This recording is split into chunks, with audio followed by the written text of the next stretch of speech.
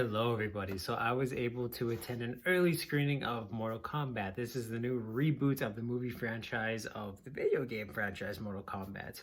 And I was very happy since this was one of my most anticipated movies of the year to be able to see it early and bring my review to you guys as early as I can possibly get it out to you. But yes, this movie is of just about an hour and 50 minutes long and is directed in his directorial debut by Simon McQuaid. And it stars Louis Tan, Josh Lawson, Joe Talism, and a bunch of other castmates, but we get a whole whack of Mortal Kombat characters in this. Everyone from Sub-Zero and Scorpion to Cabal, Melina, even lesser known characters like Natara. But without further ado, let me get into my review for the 2021 iteration of Mortal Kombat. So in order for me to explain really my thoughts about this movie, and why I'm giving it the score that I'm giving it, I do gotta get a bit into spoiler territory. So this isn't like a spoiler discussion, but there are going to be spoilers in this review. Let's just kind of make up what I thought about the direction of the plot and some of the characters that they went in this movie. But this movie mostly follows a brand new Mortal Kombat character by the name of Cole Young. We find out that he is very special and he has a lot of history to his character and mostly his lineage in this world. That I won't get into spoiler territory about that, but I did like what they did with Cole Young's character. But I found a lot of the times he was a little bit tough to get into. His powers and just like his abilities that he has are pretty cool, but he was a very bland character who I didn't think was explored enough or given enough depth to care about too much. But it's mostly about him being recruited by Jax Briggs and Sonya Blade to fight in a tournament called Mortal Kombat because he has a marking on him, which means he is one of Earthrealm's champions for the next Mortal Kombat. So like I said, he's recruited by Sonya, who brings him and Kano to kind of an unknown place, which is Lord Raiden's temple, in order to train and just learn more about Mortal Kombat. Sonya doesn't have the mark herself, but her partner Jax does, Kano does, and she just wants to know a lot about this tournament because Earthrealm's fate is in the hands of the Elder Gods with this tournament. So it does take that element from the games. They're just to be trained by Lord Raiden before the start of the next tournament. And while this is happening, Shang Tsung is gathering all of NetherRealm's fighters who are going to prepare for this, but he also hires outside with people like Cabal and Sub-Zero, and he's basically assembling a team to invade Earthrealm and kill their champions before the tournament starts to secure their victory. And this is one of the things that I did not like about this iteration, because there is no tournaments. There is no Mortal Kombat tournaments in this movie. It's all about an hour and 10 or an hour and 20 minutes of build-up and all these fighters training to basically the NetherRealm fighters, or people fighting for Shang Tsung and his plan, invading Earthrealm and trying to attack and kill all of their champions. So like the first little bit of this movie is extremely slow and like not a lot goes on, but of course like in the last little bit when all the fights are happening, characters are going at each other, you get all the gruesome fatalities happening like pretty much simultaneously all together.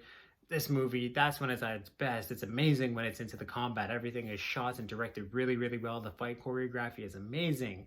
The CGI is actually pretty good too. And it is pretty true to the characters in terms of the abilities that they get to use, which I thought was fantastic. And it was amazing to watch all these movesets directly from the games come into the combats. You have Sub-Zero using his ice clone.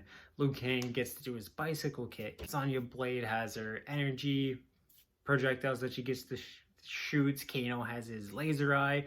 Reptiles in this movie turning invisible and murking people. And Cabal is extremely fast in this film. So just like they nailed the characters and their abilities very much. So it's just like kind of getting back to my point here. The one thing that I just really didn't understand is they don't explain the tournament too well. Of course, if you're somebody like me, you love the games, you know what the tournament's all about, but when my girlfriend was watching it, she didn't know much about the games and the tournaments and really what it all means, and they didn't really explain just how big the stakes are. That if NetherRealm wins this, they basically get to invade all the other realms, and it is the same thing in the story where they have won the last 9 tournaments and the 10th one is coming up. If they win, us Mortal Kombat fans know what that means. They're able to invade all the realms and basically they beat the Elder Gods task. And in this film, it's not Goro, or they don't outright say it's not Goro who's won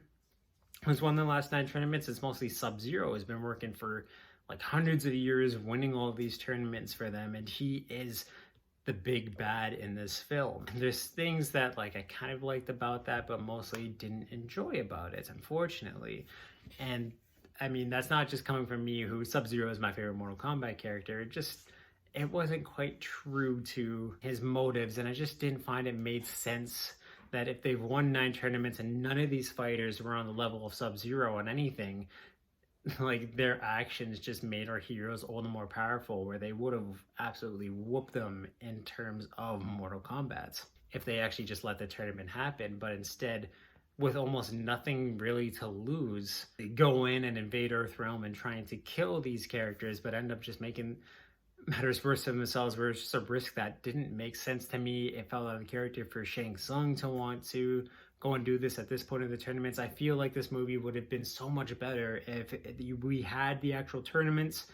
The NetherRealm lost, Liu Kang or Cole Young ended up defeating Goro, or maybe Sub-Zero on combats, and then they invaded anyways, kind of like the events of Mortal Kombat 9, the video game. I feel like that would have been a much better way to tell the story and have that insane epic free-for-all fighting that you get at the end of this movie. And like I said too, kind of going into spoiler territory, there is no mention of Quan Chi, but there is full mention of Sub-Zero being happy with the end of Hanzo's bloodline and his people. So they do make him out to be the murderous villain that Scorpion thought he was in the video games, but like there's no mention of Quan Chi, and it seems like Sub-Zero really is just the big bad. He's going to kill anyone for his own personal gain and basically money and status for the Lin Kuei. And I just really didn't like that, because that's not his character. But there is something cool that happens at the end of this film with Sub-Zero's character, where he's going to get a transformation.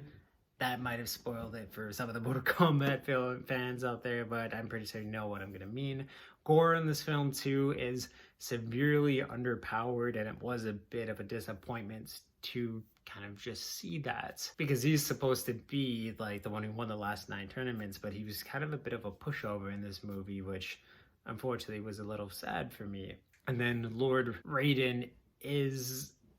I just didn't find that this was a good iteration of him. He was just way too cold and too much of a dick, and just didn't seem to care at all about any of the combatants until like they win. And unfortunately, that just kind of took me out of his character, and it wasn't the Raiden that I think we all know and we all love. So not being able to see him on screen, kind of, like I said, it was just really out of place. But Jax was really, really good. Sonya was good. Kano was perfect. Sub-Zero and his powers were amazing. Scorpion is hardly in this movie at all, but when he's on there, he is a scene stealer, and he's absolutely amazing. His abilities are perfect, and he is a great combatant. Melina in this film, again, a disappointment, because I just found that it wasn't a great utilization of her character, and they could have done so much more with her, but they decided not to. Cabal is fantastic.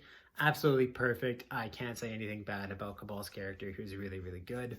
Liu Kang was also done very, very well, and a very good performance by Ludi Li, who portrays him in this film, was really, really good. And then I wish we would have been able to see more of Kung Lao, but he is pretty fantastic in this film too.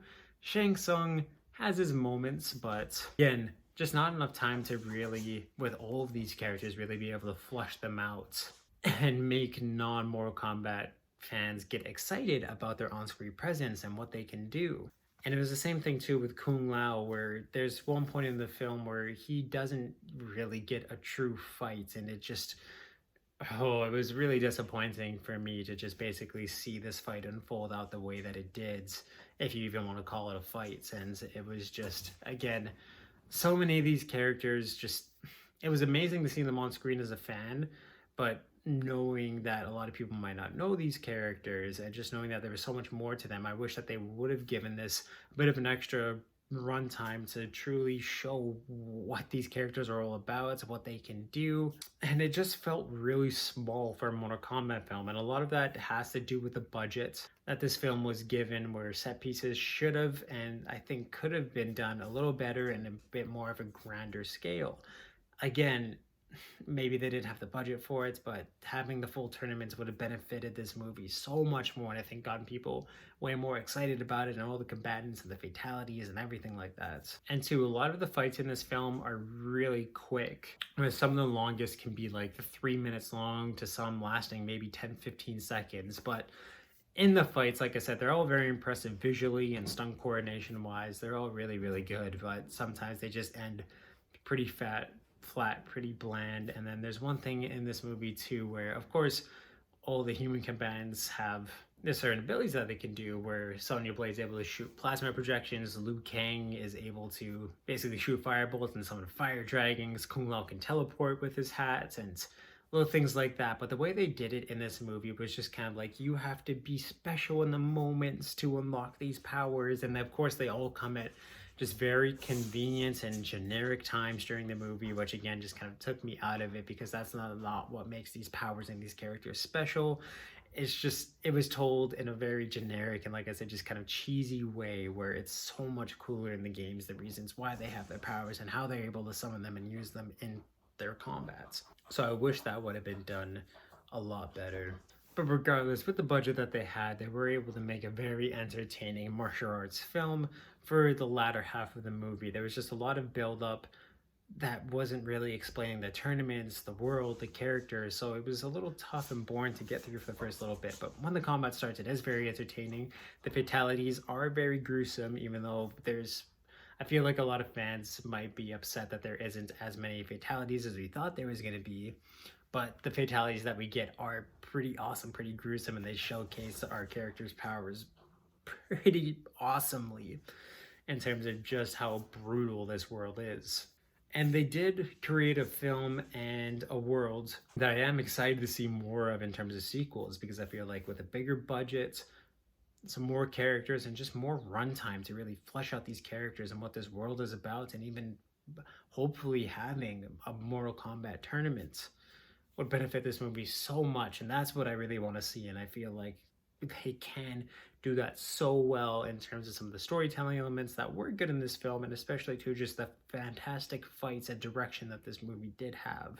And if they could just tone down on some of the cheesiness of the scripting and just like I said, just how they use and have their powers, this could be a really fantastic and amazing film franchise. And they did set up a lot of really good storylines that could, like I said, really work down the line. But in terms of this movie, they just weren't fleshed out or explained well enough.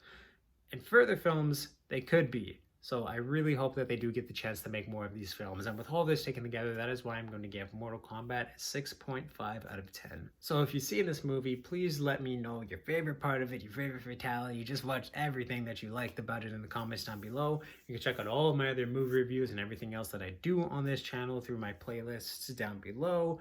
Of course, if you like what you see on this channel, like and subscribe. Turn the little ring on if you want to know when I upload new videos.